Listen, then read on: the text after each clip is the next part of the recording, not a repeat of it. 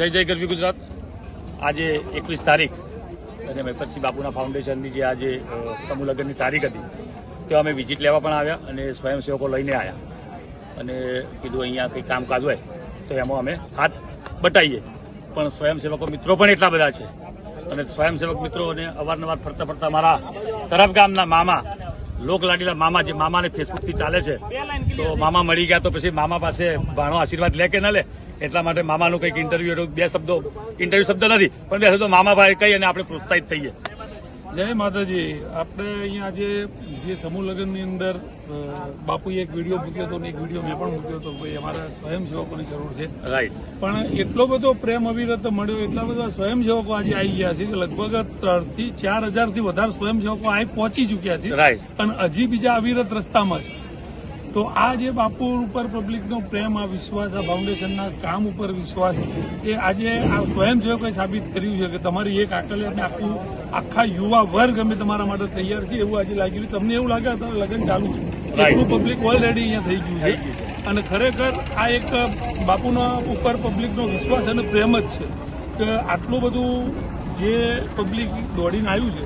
ખરેખર આજે મને પણ ગૌરવ થાય છે કે હું આવા એક કાર્યનો હિસ્સો બનેલો છું અને બાપુને અવિરત હું આમાં જોડાયા મને મોકો મળ્યો અને બાપુએ કંઈક નાની મોટી જવાબદારી આપી છે તો આજે હું પણ પોતાની જાતને ભાગ્યશાળી ગણું છું. તમે પણ જે અમને પ્રેમ અને સેવા આપી રહ્યા છો એ બદલ તમારો બધા યુવાનોનો, જે લોકો અહીંયા નહીં પહોંચી શકતા પણ સતોય જે ઘર બેઠા બેઠા અમારા માટે ક્યાંક નાની મોટી દુઆ કરી છે તો એ બધાનો ખૂબ ખૂબ આભાર. આવો નવો સહયોગ આપતા રહેજો તો બાપુની અને પછી ફાઉન્ડેશનની એક હિંમત વધશે બીજા સારા કાર્યો કરવા માટે.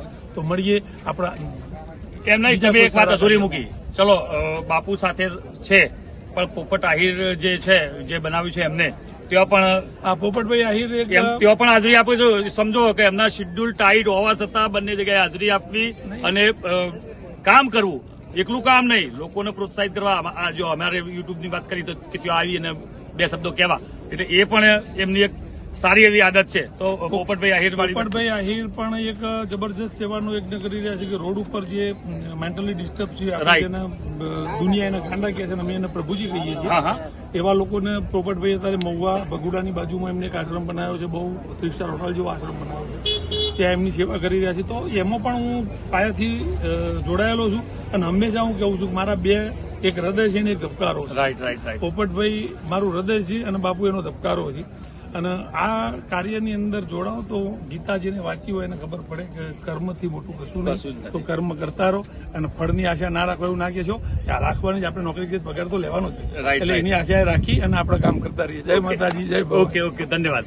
તો વિવર્સ મિત્રો, જે અમારા યુટ્યુબ ચેનલના મારફતે તમે વિડીયો જોતા હો છો અને અમે વારંવાર આવી વાતો કરતા હોઈએ છીએ તો એનું આ એક દ્રશ્ય અહીંયા પબ્લિક ક્યાંથી આવી છે અને પબ્લિકનો પણ આભાર. આજે સ્વયંસેવકો એટલા બધા આવી ગયા છે કે આ સ્વયંસેવકોને સાચવવા માટે બીજા સ્વયંસેવકો ઉભા કરવા પણ એવી પોઝિશન બની શકે. તો સ્વયંસેવક મિત્રો પણ અહીંયા આવ્યા છે તો દરેકનો આભાર. જય માતાજી.